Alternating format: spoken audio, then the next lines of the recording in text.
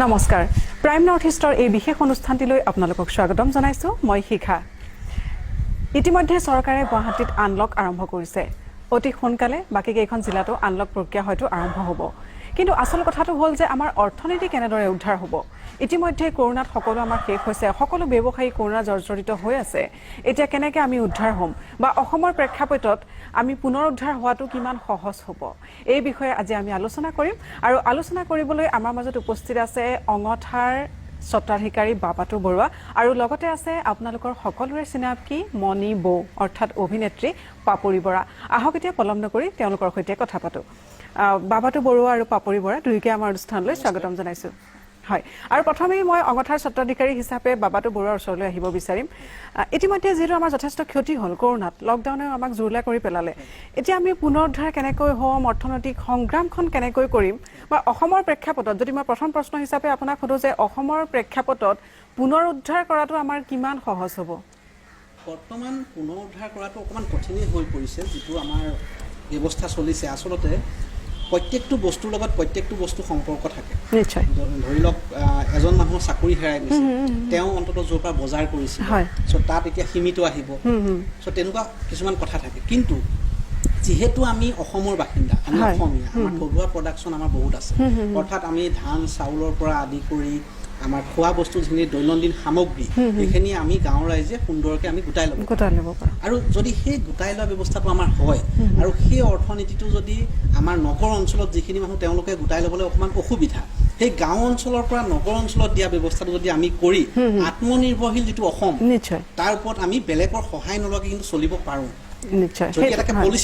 policy লাগিব হয় আমি পাপৰি বৰাৰ ওচৰলৈ আহিব বিচাৰিম এতিয়া মণিবৰ লগতে কিন্তু পাপৰি বৰাৰ আজিকালি আন এটা পৰিচয় হৈছে অংগঠা আৰু অংগঠাত বহুতো আচাৰ পাপৰি বৰাই নিজেই বনাই সকলোৱে জানে মণিবৰ কথা এতিয়া জানিব বিচাৰিম যেহেতু আমাৰ বাবাটো ইতিমধ্যে উল্লেখ কৰিছে কিবা এটা স্কোপ হয়তো আমাৰ আছে পলিচি আছে কিন্তু আমাক মূলধন লাগিব মূলধনৰ কিন্তু বৰ্তমান আমাৰ হাতত অভাৱ গতিকে তেনে প্ৰেক্ষাপটত মই জানিব বিচাৰিম যে অংগঠাৰ এই ব্যৱসায়টো কিমান টকা মূলধন লৈ আপুনি আৰম্ভ কৰিছিলে আচলতে কথাটো ক'বলৈ গ'লে অকণ হাঁহি উঠা হয় তথাপিও ক'বই লাগিব কাৰণ আমি মূলধন হিচাপে যেনেকৈ ব্যৱহাৰ কৰিছিলোঁ বা যিটো মূলধন আমি ইয়াতে লগাইছোঁ সেইটো হয়তো বেলেগে নোৱাৰিব সেইটো সেই সময়ত মানে আজিৰ পৰা এবছৰৰ আগত আৰু হঠাৎ এনেকৈ আমি নগাঁও গৈ আছিলোঁ নগাঁও যাওঁতে মানে পটককৈ গাড়ীতে আমাৰ মানে ওলাল আৰু কথাটো যে এনেকৈ আমি অনলাইন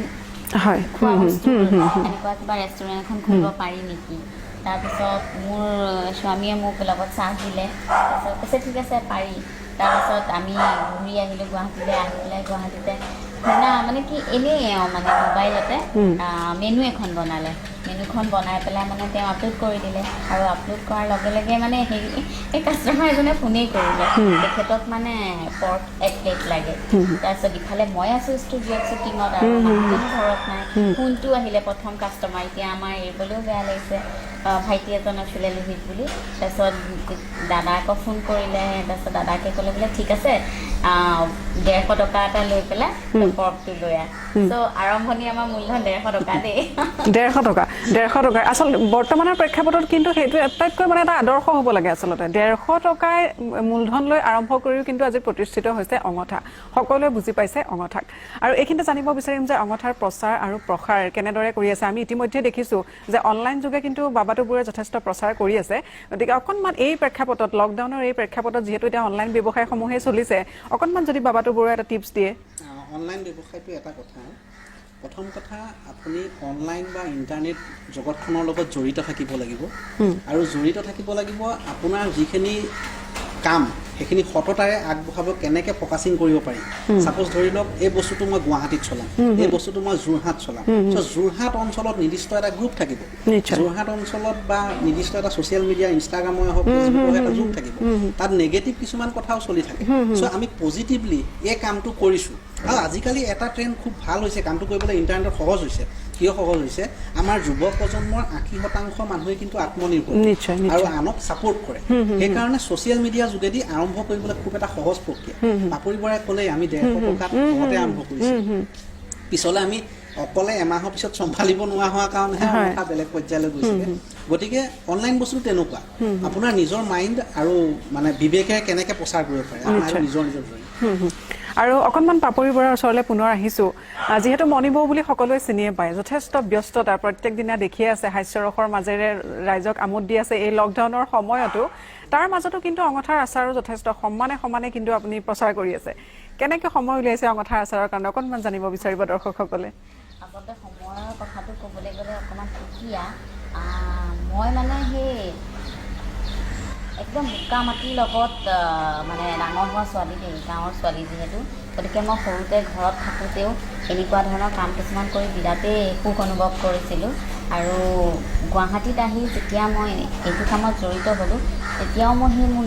নিজস্বতাটো এৰি দিয়া নাই গতিকে মই ইয়াতো মোৰ সেইখিনি কাম সুকলমে পাৰ কৰিছোঁ মই শ্বুটিং কৰোঁ শ্বুটিঙৰ মাজতে প্ৰথম পৰ্যায়ৰ কথা কৈ আছোঁ তেতিয়া আমি ষ্টাৰ্ট কৰিছিলোঁ আৰু মই শ্বুটিং যাওঁ শ্বুটিঙৰ মাজতে যেতিয়া মই ব্ৰেক পাওঁ মই ব্ৰেকত গুচি আহোঁ আৰু মোক সহায় কৰি দিবলৈ মোৰ মানুহজন থাকেই লগতে মোৰ ভাইটি দুজনো আছিলে তেতিয়া তেওঁলোকেও সহায় কৰি দিয়ে তেনেকৈয়ে মানে কামটো কৰিছিলোঁ যেতিয়া বস্তুটো বহল হ'ল তেতিয়া আমি বস্তুটোৰ কাৰণে ডাঙৰ ঘৰ ল'বলগীয়া হ'ল মেচিন আনিবলগীয়া হ'ল তেতিয়া মোক মানুহো বহুতখিনি দৰকাৰ হ'ল ন তো তেতিয়া মই তেওঁলোকলৈ হেণ্ড অভাৰ কৰিলোঁ কিন্তু ফাইনেল টাচটো মই দিবগৈ লাগিব হয় মণিবৰ হাতৰ সোৱাদ অকণমান নিশ্চয় ৰাইজে পাব পুনৰ বাবাটো বৰুৱাৰ ওচৰলৈ আহিছোঁ অঙঠাত আচাৰৰ উপৰিও কি উপলব্ধ অকণমান জানিব বিচাৰিম অঙঠা প্ৰথম কথা হ'ল প্ৰথমতে আমি খাদ্যৰ এখন ৰেষ্টুৰেণ্ট আছিলে এখন আমাৰ মাৰ্চ মাহৰ পৰা বন্ধ আছে যিহেতু লকডাউন গুৱাহাটীত আৰু আমি খোৱা বোৱাৰ ব্যৱস্থাটো বৰ্তমান ৰখা নাই কিন্তু পিছলৈ ৰাখিম কিন্তু বৰ্তমান আচাৰ হালধি জালুক চাউল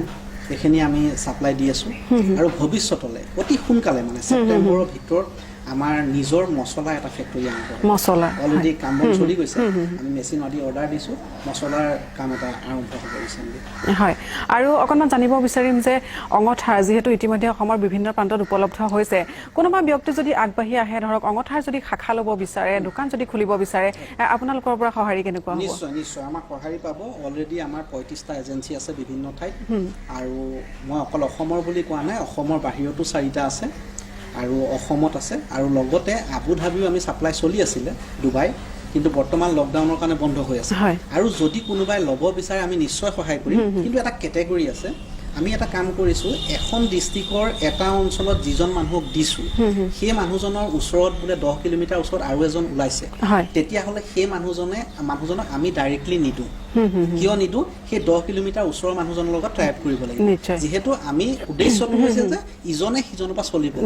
অকল আমাৰ নিজৰ চলি থকা এইটো হ'লে নহয় চ' সেই বস্তুটোৰ ওপৰত মই গুৰুত্ব দিছোঁ হয় আৰু অসমৰ বাহিৰৰ কথা ইতিমধ্যে আপুনি উল্লেখ কৰিছে শাখা লৈছে অসমৰ বাহিৰৰ কোন ঠাইলৈ গৈছে অকণমান জানিব বিচাৰিম এনেইতো আমাৰ গোটেই অল অভাৰ ইণ্ডিয়াই চলি থাকে য'ত অসমীয়া প্ৰবাসী অসমীয়া থাকে কিন্তু গুজৰাট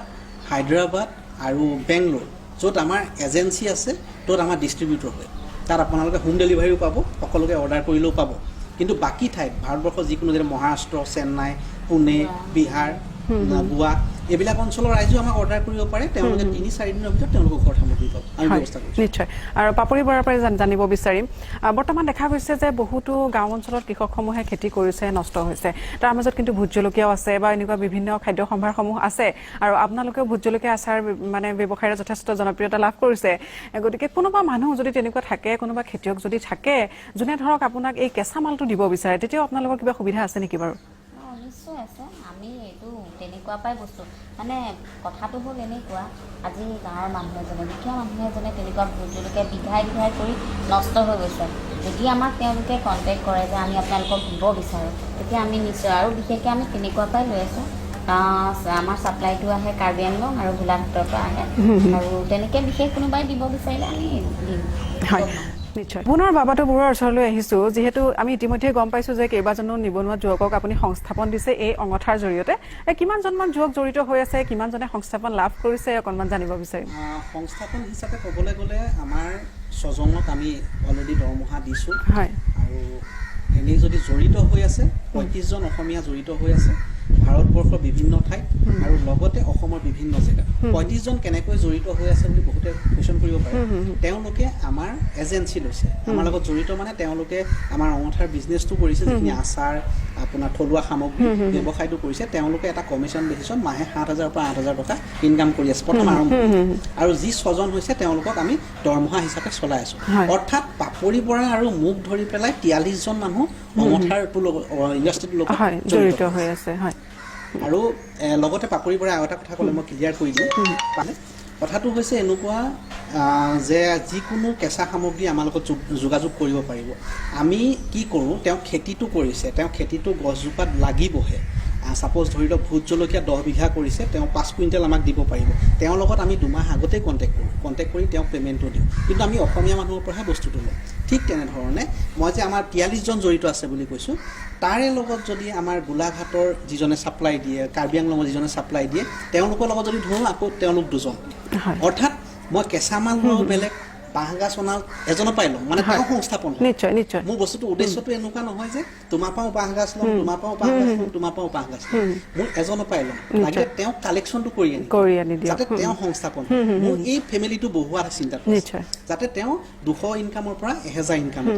গতিকে কেঁচা সামগ্ৰী থাকিলে আমাৰ লগত যোগাযোগ কৰিব পাৰিব কিন্তু আমি চাই ল'ব লাগিব যে আমাৰ আগৰ ষ্টক কিমান আছে নিশ্চয় নিশ্চয় আৰু বাবাটো বৰুৱাৰ পৰা জানিব বিচাৰিম এতিয়া যে যিটো আপুনি খাদ্য সম্ভাৰৰ কথা ক'লে পাপৰিয়ে ইতিমধ্যে উল্লেখ কৰিছে যে গাহৰি প্লেটৰ অৰ্ডাৰ আহিছিলে সেইটো নিশ্চয় আপোনালোকৰ গুৱাহাটীত উপলব্ধ হোম ডেলিভাৰী সুবিধা আছে নিশ্চয় গুৱাহাটীত নিশ্চয় আছে কিন্তু বৰ্তমান বন্ধ আছে বৰ্তমান লকডাউনৰ কাৰণে বন্ধ আছে লকডাউনৰ পিছতে উপলব্ধ হ'ব